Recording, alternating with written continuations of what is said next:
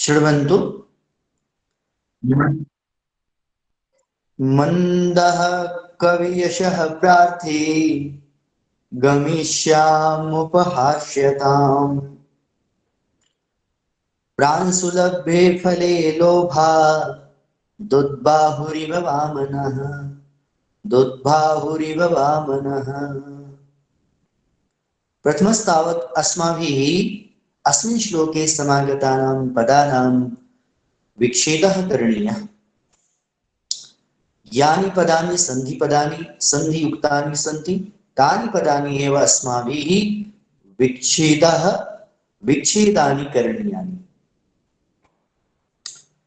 विच्छेदीकरणीयानि च। प्रथमस्तावत् मन्दः कविः यशः प्रार्थी। मन्दः पृथक् शब्दः वर्तते। कवि यशः प्रार्थी इदं पदं समस्त पदं वर्तते।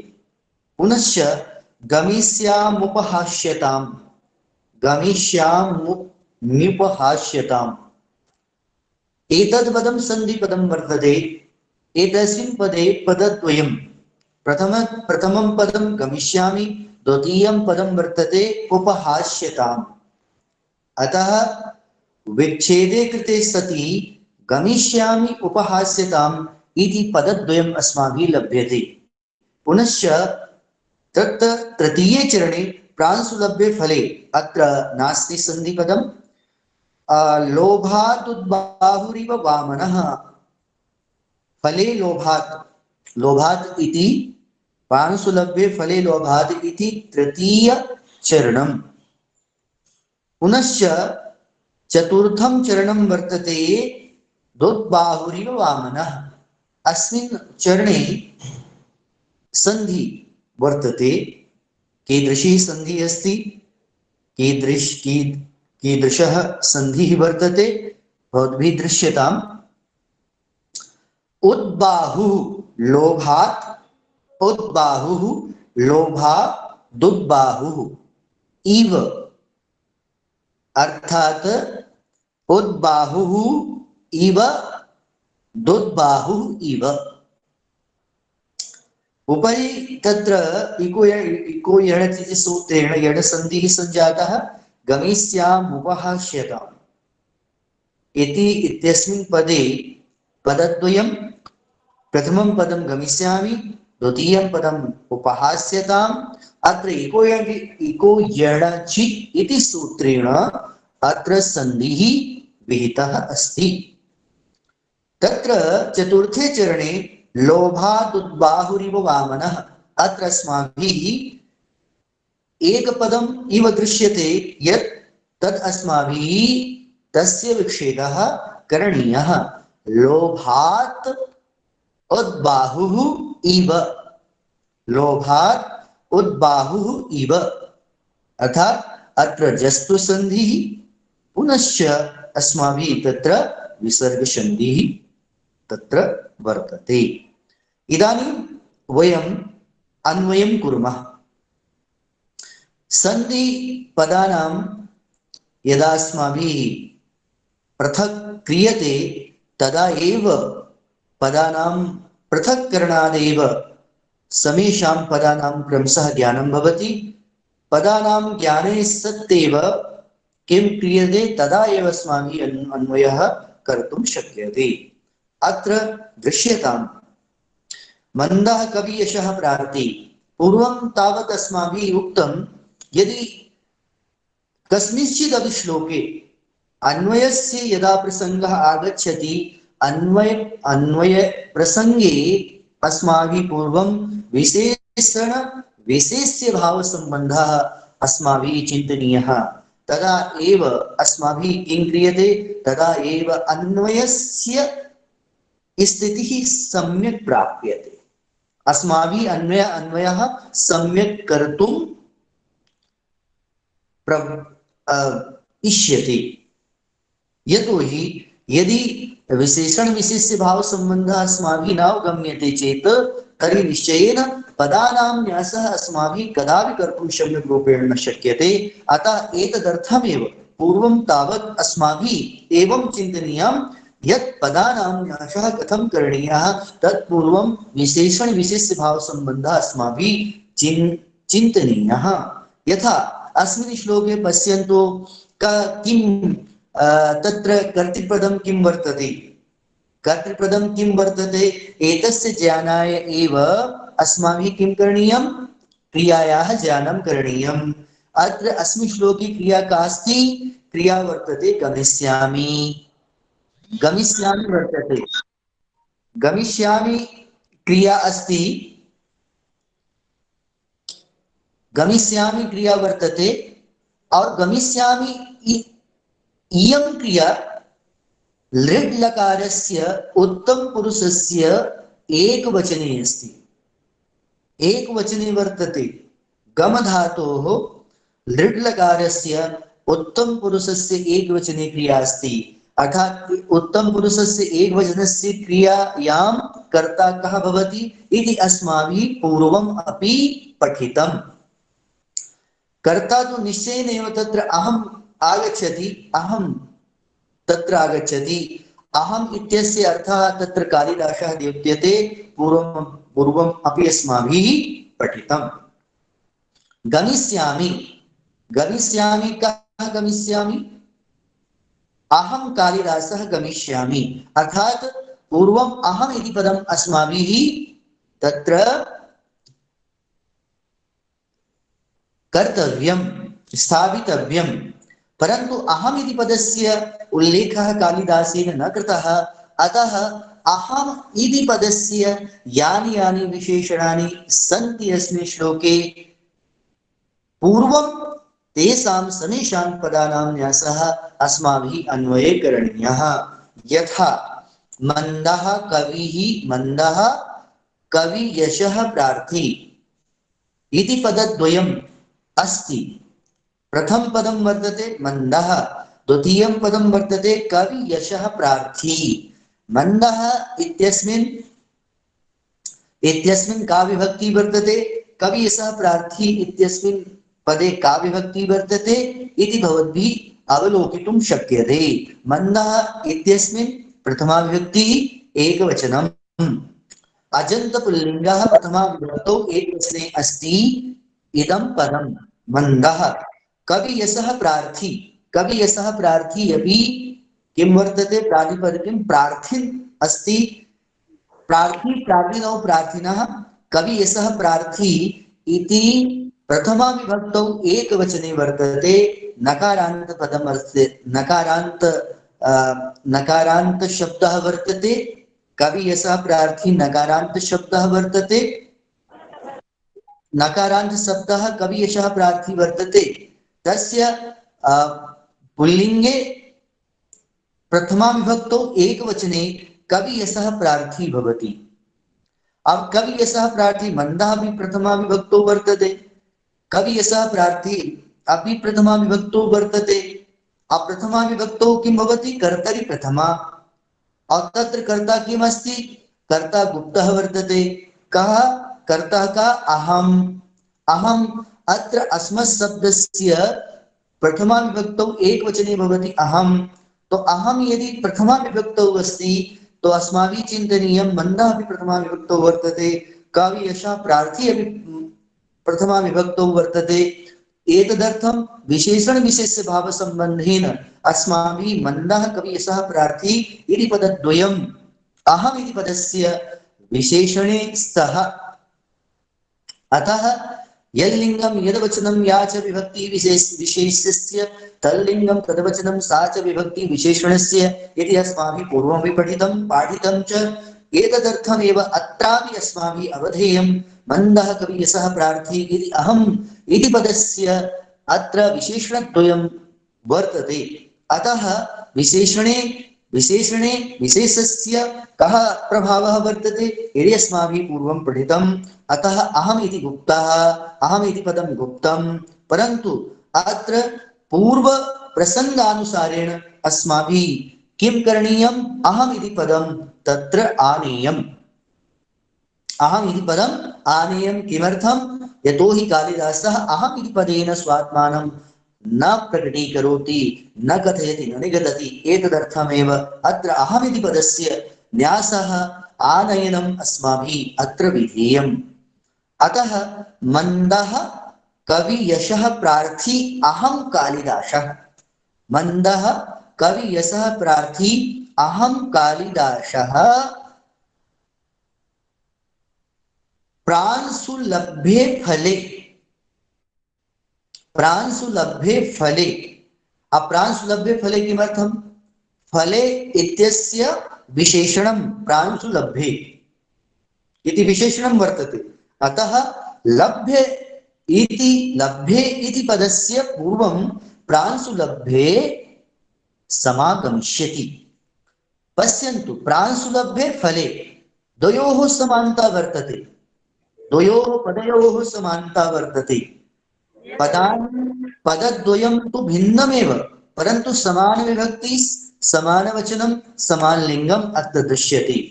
भवन्तः पश्यन्तु, पुनश्च प्रांशुलभ्ये फले पुनः लोभात् लोभात् उद्बाहुः वामनः इव। उद्बाहुः वामनः इव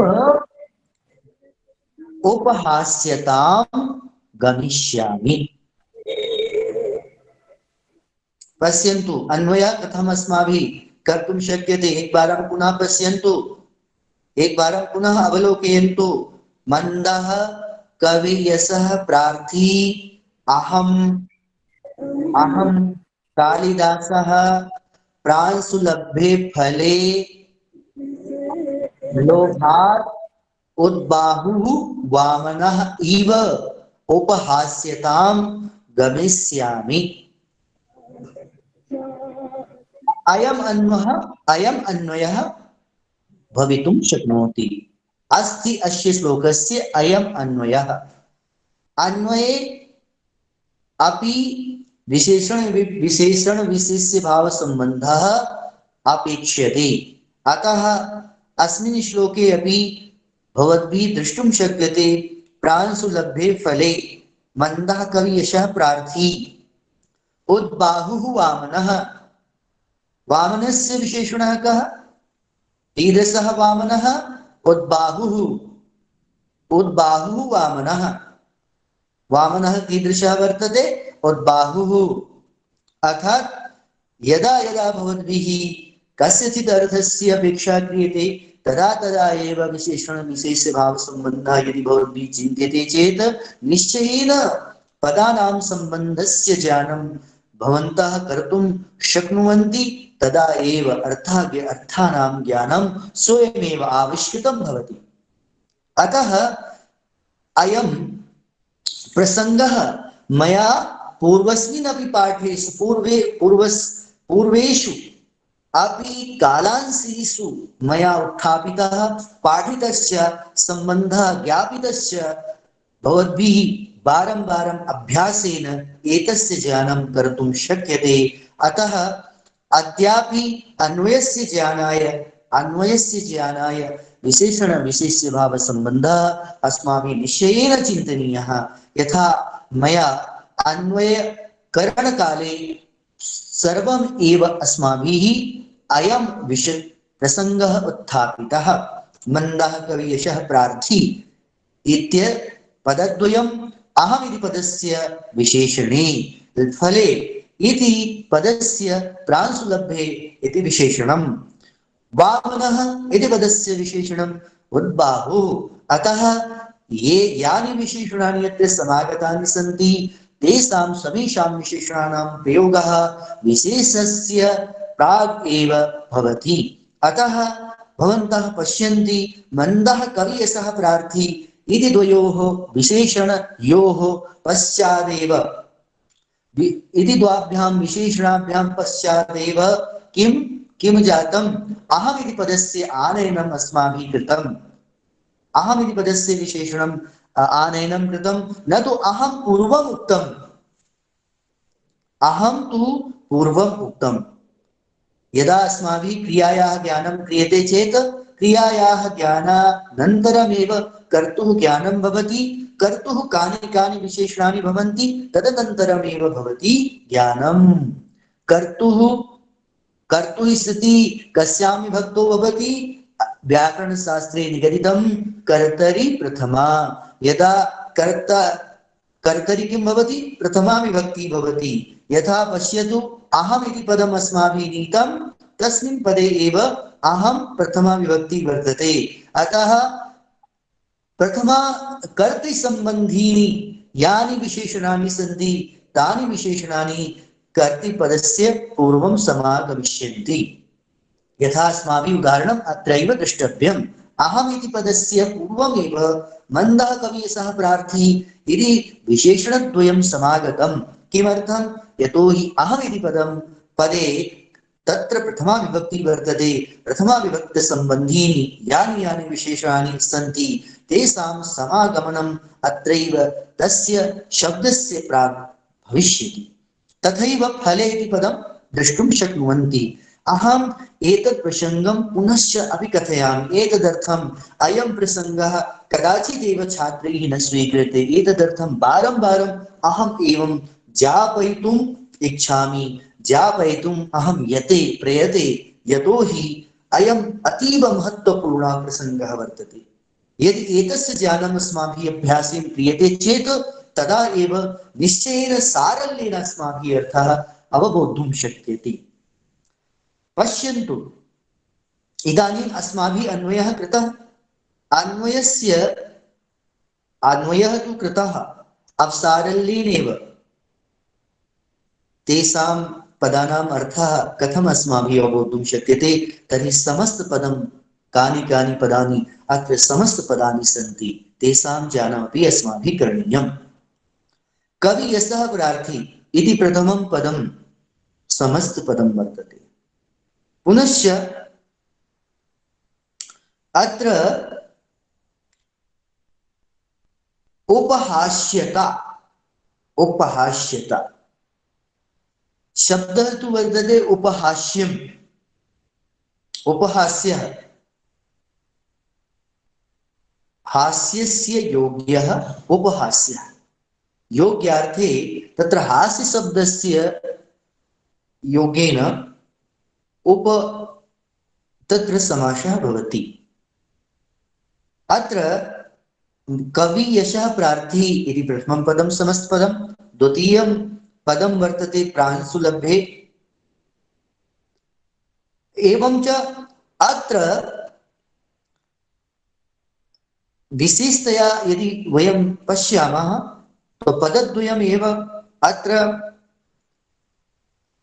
समस्त पदम् अत्र पदद्वयमेव समासः दृश्यते। उपहास्यतामपि अस्ति, परन्तु तादृशः अस्माभिः अत्र नवलोक्यते। अतः वयं पदद्वयं विचारणीयम्। कवियशः प्रार्थी, कवियशः प्रार्थी, कवेः यशः कवियशः, कवेः यशः कवियशः। अत्र कः समासः? षष्ठी तत्पुरुष समासः। कवेः यशः प्रार्थयते, कवेः यशः प्रार्थयते यः सः कवियशः प्रार्थी। कवेः यशः प्रार्थयते इति कवियशः प्रार्थी।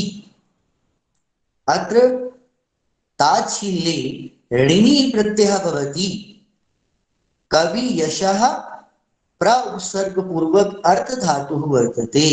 ऋणी प्रत्यये कृते सति कवि प्रार्थी भवति, प्रार्थी। तो कवेः यशः प्रार्थयते यः सः कवियशः प्रार्थी। अत्र उपपद समासः। पुनश्च प्रांशुलभ्ये, प्रांशुलभ्ये अत्र भवद्भिः मया पूर्वमपि एतस्य संकेतः दत्तः। यत्र समान विभक्ति समान लिंगम समान वचनम यदा दृश्यते चेत् और एकस्मिन्नेव पदे अन्यानि अपि पदानि संयुक्तानि सन्ति तर्हि निश्चयेन तत्र समासः भवति। समासः कीदृशः समासः? यदि विशेषणं यः वदति अपरस्य शब्दस्य तर्हि तत्र बहुव्रीहि समासः अस्माभिः तत्र प्रायः अवगम्यते।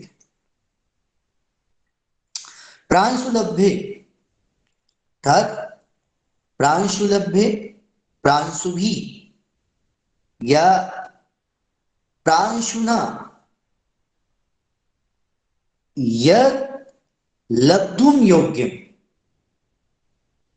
प्रांशुना यद् लब्धुं योग्यं तद् प्रांशुलभ्यं तस्मिन् प्रांशुलभ्ये। प्रांशुना लब्धुं योग्यम् इति प्रांशुलभ्यं तस्मिन् प्रांशुलभ्ये। इदानीं प्रांशुलभ्ये इत्यस्य कः आशयः? प्रांशुलभ्ये फले, तो प्रांशुलभ्ये इत्यस्मिन् पदद्वयं प्रांशुलभ्य च। प्रांशुः उच्यते उन्नतपुरुषः। यः उन्नतपुरुषः वर्तते यस्य बाहु अति विशाले सः, अतः प्रांशु प्रांशु उन्नत पुरुषः। तो प्रांशुलभ्ये प्रांशुना लब्धुं योग्यं यत्, प्रांशुना लब्धुं योग्यं यत् तत् प्रांशुलभ्यं तस्मिन् प्रांशुलभ्ये। प्रांशुना लब्धुं योग्यं यत् तत् प्रांशुलभ्यं तस्मिन् प्रांशुलभ्ये। प्रांशुलभ्ये के कस्मिन्? प्रांशुलभ्ये फले इत्यत्र समासः अस्माभिः परिगणनीयः, चिन्तनीयः। पश्यन्तु अत्र इदानीं मन्दः कवियसः प्रार्थी गमिष्यामुपहास्यतां।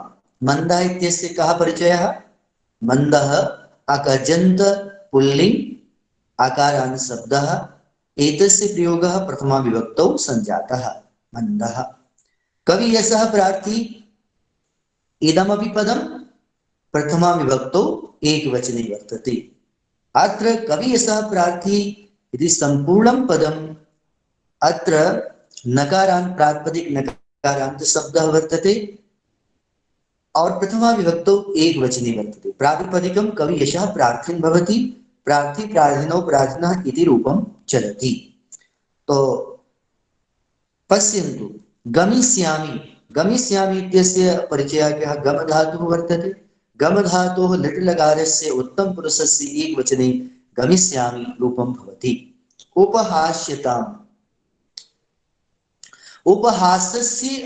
उपहासस्य योग्यः उपहास्यः, उपहासस्य योग्यः उपहास्यः, तस्य भावः उपहास्यताम्, उपहास्यताम्। अत्र उपहासस्य योग्यः उपहास्यः भावार्थे तल प्रत्ययः संजातः। टाप प्रत्यये कृते सति किम् उपहास्यता भवति। उपहास्यता इत्यत्र द्वितीया विभक्तिः संजाता। अत्र प्रातिपदिकं वर्तते उपहास्यता।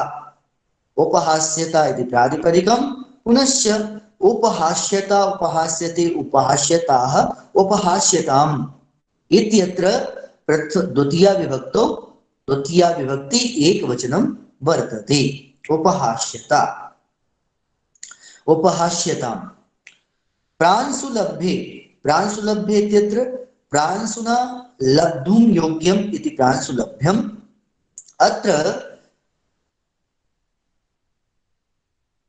प्रथमा अत्र सप्तमी विभक्तौ एकवचने भवति प्रांशुलभ्ये, तस्य प्रातिपदिकं वर्तते प्रांशुलभ्यं।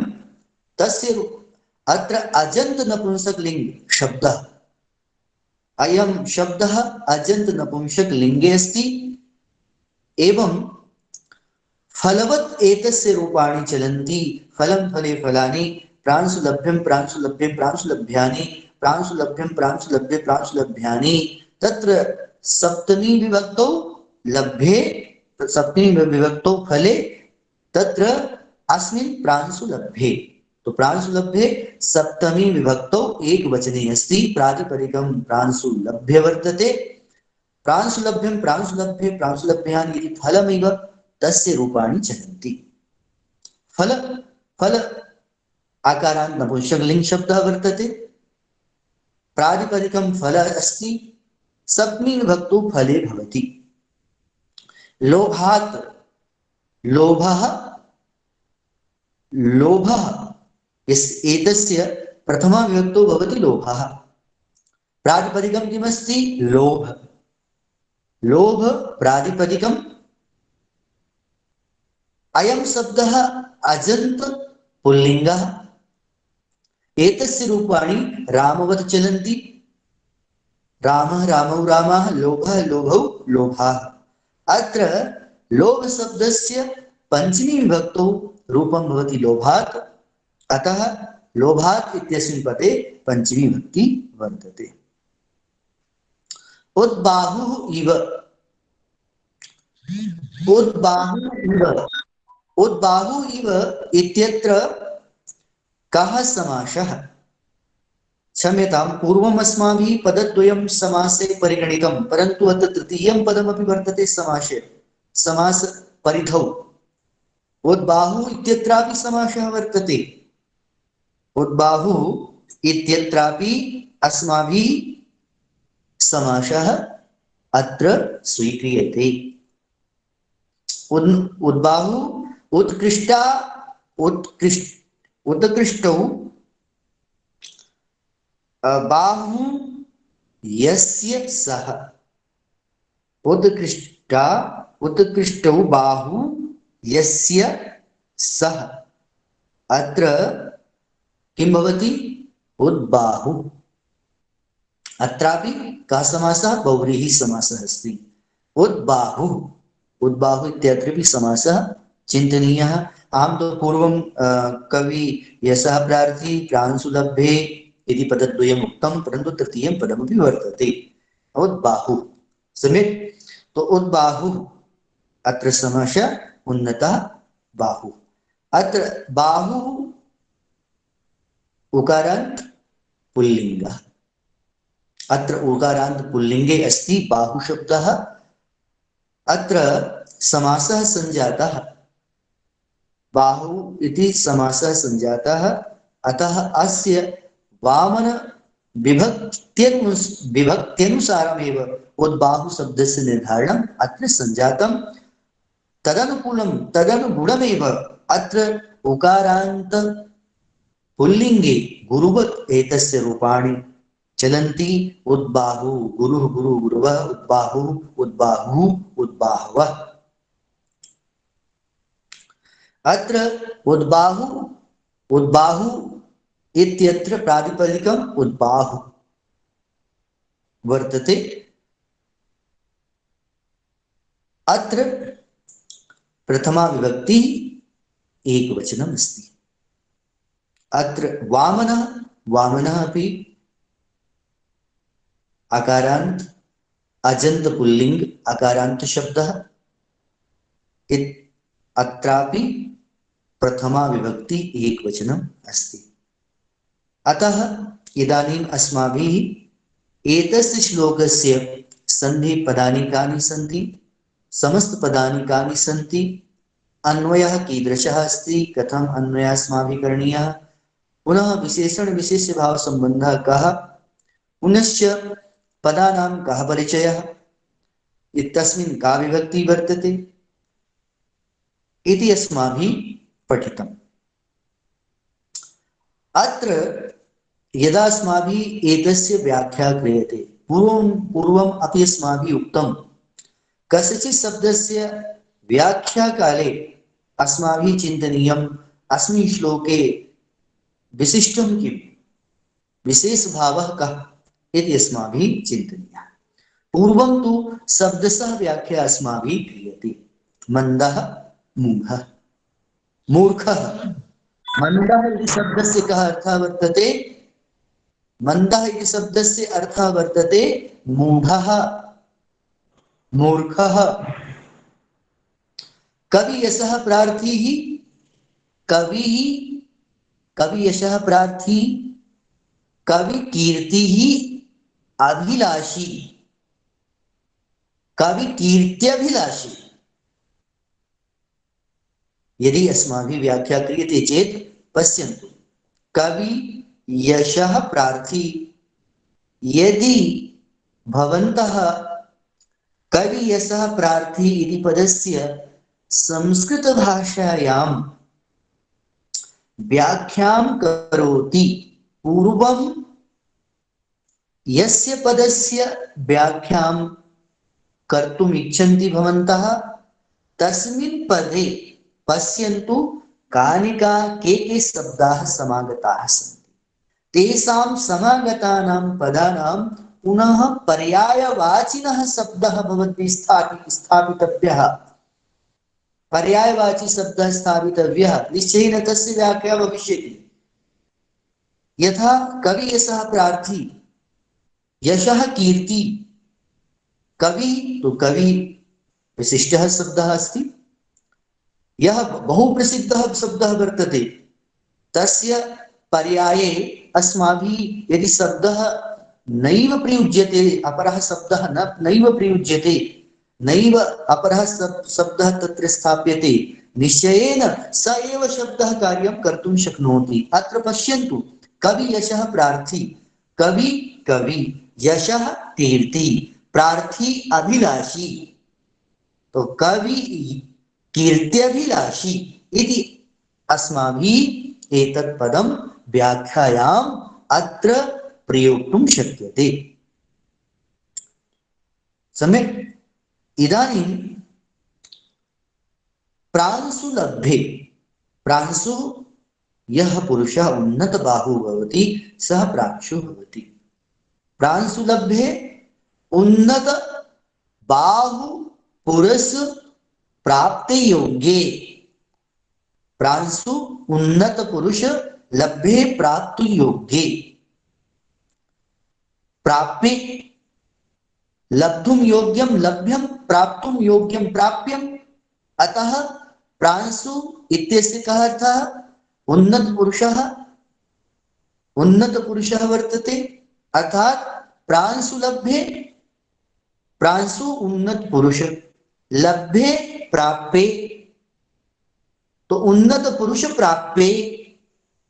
प्रांशु लभ्ये इत्यस्य व्याख्या क्रियते चेत् तर्हि प्रांशु लभ्ये उन्नत पुरुष प्राप्ये। फले, फले इत्यस्य फले, फलस्य व्याख्या कथं? तत्र फल विषये, फले फलं तु अति विशिष्टं शब्दं वर्तते, विशिष्टं पदमस्ति, अतीव प्रसिद्धः शब्दः वर्तते। अतः फले फले। इतोपि लोभात्, लोभात् इति हेतोः पंचमी, लोभात् इत्यस्मिन् हेतोः पंचमी वर्तते। लोभात् लोभ कारणात्, लोभस्य कारणात् उद्बाहुः, उन्नत बाहुः, उद्बाहुः उन्नत भुजः, वामनः लघु पुरुषः। यस्य द्वितीयः पर्यायः वर्तते खर्वः। वामनः इत्यस्य पदस्य अर्थः खर्वः भवति, परन्तु वामनः यः अर्थः, वामनः इति पदं यदर्थः सारल्येन ददाति, यदर्थं सारल्येन ददाति तदर्थं वस्तुतः खर्वं न ददाति। अतः साहित्ये पदानां प्रयोगे अतीव विशिष्टता भवति। सरल शब्दः, यदि सरल शब्दः सरलम् अर्थं यदि अभिव्यक्ति, यदि पर्याये भवन्तः कठिन शब्दस्य प्रयोगं कुर्वन्ति चेत् तर्हि व्याख्यायां तस्य अर्थः, यदि पाठकाः काठिन्यम् अनुभवन्ति चेत् तर्हि तस्य शब्दस्य प्रयोगस्य सार्थकता नैव भवति। व्याख्या आवश्यकता भवति अर्थस्यावगमनस्य कृते। अर्थावगमनं यदि स्वयमेव शब्दानां प्रयोगे पदानां प्रयोगे वा अतीव क्लिष्टतां याति तर्हि तस्य क्लिष्टशब्दस्य प्रयोगस्य करणे कः लाभः? नास्ति कश्चन लाभः। तो प्रयोगे तु तादृशः शब्दः अस्माभिः तत्र प्रयोक्तव्यः यः शब्दः अतीव सरलः सामाजिकैः तत्र प्रयोक्तव्यः, समाजे प्रचलितः, समाजे प्रसिद्धः, कविभिः लेखकैश्च सदा एव स शब्दः प्रयुज्यते। तादृशः शब्दः अस्माभिः व्याख्यायां प्रयोक्तव्यः। यदि व्याख्यायां व्याख्या भवति कठिनशब्दानां निराकरणं, कठिनशब्दानां निराकरणं तदा एव भवितुं शक्नोति यदा वयं तत्र समाजे प्रचलितानां शब्दानां प्रयोगः क्रियते चेत्। खर्वशब्दः वामनशब्दापेक्षया एव अतीव क्लिष्टः वर्तते। अतः सामान्यरूपेण लघुपुरुषः इति एकः उन्नतपुरुषः भवति, एकः लघुपुरुषः भवति। यदि उन्नतपुरुषस्य कृते वयं प्रांशु उच्यते चेत् उन्नतपुरुषः अतीव सरलार्थः, तत्र प्रांशु इति इतोपि कठिनः क्लिष्टः। अतः प्रांशु इति शब्दस्य अर्थः यदि अस्माभिः क्रियते उन्नतपुरुषः, तदा एव इदानीं वामनः इत्यस्य पदस्य अर्थः यदि वयं व्याख्यां क्रियते चेत् तर्हि लघुपुरुषः खर्वः अपि भवितुं शक्नोति। परन्तु वामनापेक्षया खर्वशब्दः क्लिष्टेन अधिगन्तुं योग्यः, अतः एतस्य प्रयोगः कर्तुं शक्यते, परन्तु तावान् सफली न भवति व्याख्यायाम्। अतः भो प्रियांसः छात्राः, भवन्तः अपि सर्वदैव व्याख्यायां तादृशानां पदानां तादृशानां शब्दानां प्रयोगम् अर्हन्ति येषाम् अर्थः सारल्येन समागच्छति, सारल्येन प्रकटीभवति। अर्थात् तत्र इन्द्रस्य कृते वयं अत्र मघवा उक्तवान्। यदि हम इन्द्रस्य व्याख्यां मघवा इति अहं करोमि तर्हि मघवा तु अतीव क्लिष्टः सञ्जातः। अतः एवम् अस्माभिः न करणीयम्। इन्द्रः सरलः, तो तत्र देवेशः देवेन्द्रः इति अस्माभिः उच्यते। तो साहित्ये तो एतस्याः वार्तायाः ध्यानम् अस्माभिः दातव्यम्। नो चेत् व्याख्यायां तत्र पूर्वस्मिन् यत् लिखितमस्ति कविना लिखितं तत्तु सरलशब्दाः, परन्तु वयं किं कृतवन्तः, वयं तस्य व्याख्यायां क्लिष्टशब्दस्य प्रयोगं वयं कृतवन्तः। तर्हि न व्याख्यातु न, यतोहि पुनश्च तस्य व्याख्या आवश्यकता भवति। यदि भवद्भिः व्याख्या कृता तो अन्ये ये पठिष्यन्ति तेषां कृते अपि भवद्भिः प्रयुक्तस्य व्याख्यात्री पदस्य अपि व्याख्यानस्य आवश्यकता भविष्यति। अतः तादृशः शब्दः अस्माभिः कदापि न प्रयोक्तव्यः। पश्यन्तु अग्रे अपि तो उद्बाहुः इव वामनः, वामन इत्यस्य लघुपुरुषः, खर्वः इति अपरः अर्थः पर्यायवाची अस्ति। इव समानं तुल्यं, गमिष्यामि क्षम्यताम्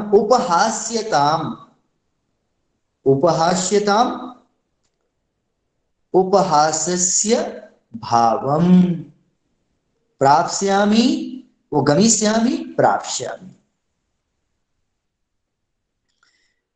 व्याख्या काले यदि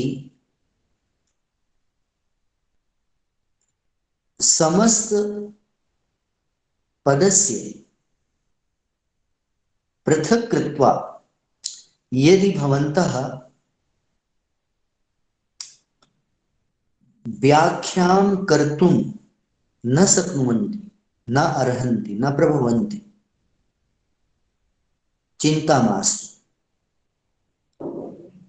शब्दशः व्याख्या क्रियते चेत् भवद्भिः तत्र ध्यानं दातव्यम्। यत् यत् पदं लिखितं केवलं तेषां पदानां स्थाने पर्यायवाचि शब्दानां प्रयोगं कुर्वन्तु। व्याख्या संजाता। शब्दशः व्याख्या संजाता। यथा कवि यशः प्रार्थी, कवि यशः प्रार्थी, कवि कीर्ति अभिलाषी। तो कवि, कीर्ति, प्रार्थी, अभिलाषी पर्यायवाची शब्दानां प्रयोगः क्रियते। अब पश्यन्तु, भवन्तः वक्तुम् अर्हन्ति, यत्र प्रष्टुम् इच्छन्ति कि भवान् कवि शब्दस्य स्थाने प्रयोगः अन्यः शब्दः किमर्थं न कृतः? तो कवि शब्दः स्वयमेव अतीव प्रसिद्धः, अतीव प्रचलितः। अतः कवि इत्यस्य अर्थस्य कृते व्याख्या कवि इति अस्माभिः योक्तव्यः। अतः कवि, यशः, कीर्ति, अभिलाषी, वो प्रार्थी, अभिलाषी। एवं हम स्पष्टं वदामि, भवान् कमपि श्लोकं स्वीकरोतु, कमपि श्लोकं स्वीकरोतु, यदि तत्र शब्दशः व्याख्या करणीया अस्ति, तर्हि श्लोके समस्त पदानां, ये समस्त पदानि सन्ति वा समस्त पदानि न सन्ति, तर्हि किं करणीयं? तत्र पर्यायवाची शब्दः योक्तव्यः। समासे पर्यायवाची शब्दः योक्तव्यः, प्रयोक्तव्यः। तत्र अग्रे यः शब्दः आगतः तस्य लिंगानुसारं शब्दः अस्माभिः प्रयोक्तव्यः। यथा कवि यशः प्रार्थी, तो कवि कीर्ति अभिलाषी अहम्, एवं अत्र प्रयोक्तव्यम्। तो व्याख्यायाः काले किं किम् अवधानं दातव्यम् इति अस्माभिः उक्तं। पुनश्च अत्र अर्थः कः? इदानीं कालिदासः कथयति। किं कथयति? कालिदासः कथयति, अहं मूर्खः, परन्तु मम मनसि का इच्छा? मम मनसि इच्छा अस्ति यत् अहम् उत्कृष्ट कवि भवामि, अहम् उत्कृष्ट कवि भवेयम्। मम मनसि तादृशी इच्छा अस्ति। यतः एकः कविः अतीव प्रसिद्धः भवति, तस्य नाम जगतः सर्वेषु विशिष्टेषु पुरुषेषु तत्र भवति। विशिष्टानां पुरुषाणां मुखेषु तस्य नाम विद्यते। अर्थात कवेः यशः, कवेः कीर्तिः अतीव प्रसिद्धा भवति। अतः यदा अहं कविः भवितुं शक्नोमि, कवि इति पदम् अहम् ऊढुम् इच्छामि, परन्तु अहं मन्दः, अहं मूर्खः। मूर्खः कदापि कवेः यशः प्राप्तुं न शक्नोति। मूर्खः कदापि कवेः यशः प्राप्तुं न शक्नोति, परन्तु अहं तु मूर्खः और इदानीं कवि यशः इच्छामि। अत्र विपरीत स्थितिः। कवि यशः इच्छामि परन्तु मूर्खः। मूर्खे सति एव कदापि कश्चन पुरुषः लोके कवि यशः प्राप्तुं न शक्नोति, परन्तु इच्छामि। मूर्खः अस्मि लेकिन कवेः यशः कीर्तिं प्राप्तुम् इच्छामि तर्हि परिणामः कः? सम्यक् न भविष्यति। परिणामः कः भविष्यति? परिणामः एवं भविष्यति, संसारस्य ये जनाः सन्ति कविवत् आचरणाय ममोपरि मम उपहासं करिष्यन्ति, ममोपरि हसिष्यन्ति जनाः। अहो अयं मूर्खः कविवत् आचरति, कविं मन्यः स्वात्मानं कविं मनुते अयं जनः परन्तु मूर्खः। अतः सर्वे एतद् दृष्ट्वा हसिष्यन्ति, उपहासं मम करिष्यन्ति। तदर्थमेव वागर्था विव संवृत्तौ वागर्थ प्रतिपत्तये जगतः पितरौ वन्दे पार्वती परमेश्वरौ। वागर्थ प्रतिपत्तये इति पूर्वं पदं कालिदासेन मंगलाचरणे प्रयुक्तम्। तत्र शब्दानां ज्ञानं नास्ति, एतदर्थमेव शब्दार्थयोः ज्ञानं नास्ति। एतदर्थम् अस्मिन् तृतीये श्लोके कविः स्वात्मानं निगदति, अहं मन्दः, अहं मूर्खः। अहं मूर्खः, यदि मूर्खः अस्मि, शब्दार्थयोः ज्ञानं नास्ति मम पार्श्वे, अतः अहं मूर्खः। परन्तु तथापि रघुकुलस्य राज्ञां वर्णनम् इदानीं कर्तुम् अहम् ईहे। तर्हि ये अन्ये विद्वांसः श्रोतारः सन्ति, पाठकाः सन्ति, ते अस्मिन् कर्मणि युक्तं मां दृष्ट्वा हसिष्यन्ति, मम उपहासं करिष्यन्ति। अयं भावः, अयं भावः इदानीं प्रकटीक्रियते कालिदासेन। कथम् उपमा कृता? अत्र उपमालङ्कारः, उपमालङ्कारस्य अतीव विशिष्टं दर्शनं पश्यतु। कविः किं करोति? कविः इदानीं स्वकीयां वार्तां कृतवान्, परन्तु समाजे तादृशी स्थितिः कुत्र दृश्यते तत्र उपमीयते कालिदासेन। मूर्खः जनः यदि कवि यशः प्रार्थयति चेत् तर्हि उपहास्यतां प्राप्स्यति। लोके तादृशी उपहास्यता कुत्र दृश्यते? कस्य पुरुषस्य जीवने दृश्यते? तादृशी उपहास्यता लोके कस्य पुरुषस्य जीवने दृश्यते? इदानीं कालिदासः तत्र तृतीये चतुर्थे, तत्र तृतीयायां चतुर्थ्यां च पंक्तौ स्वकीयं भावं प्रकटीकरोति। पश्यन्तु, प्रांशुलभ्ये फले लोभात् उद्बाहुरी वामनः। कथयति यथा समाजे कश्चन पुरुषः लघुः अस्ति, बहु लघुः अस्ति, सः एकस्य वृक्षस्य अधः गच्छति। वृक्षस्य शाखायां फलम् अस्ति, तत् फलं दृष्ट्वा सः प्राप्तुम् इच्छति। सः प्राप्तुम् इच्छति, तर्हि सः स्वकीय लघुबाहु उत्थाप्य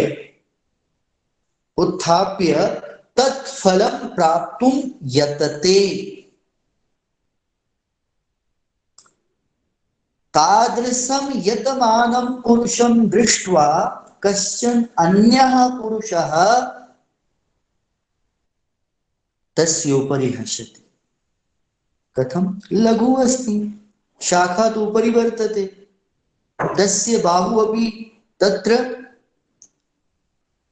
अतीव संकुचितौ, तर्हि कथं तत् फलं प्राप्तुं सः जनः शक्नोति? तत्फलं कथं प्राप्तुं शक्नोति? नैव प्राप्तुं शक्नोति।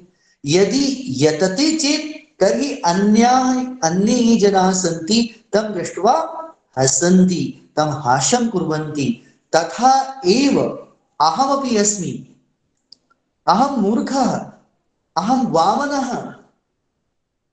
यदा एकः वामनः वृक्षस्य शाखायां स्थितं फलं प्राप्तुं यतते, परन्तु तस्य बाहुः अतीव संकुचितौ, तदा सः अन्यैः यदा दृश्यते सः निश्चयेन सः उपहास्यते।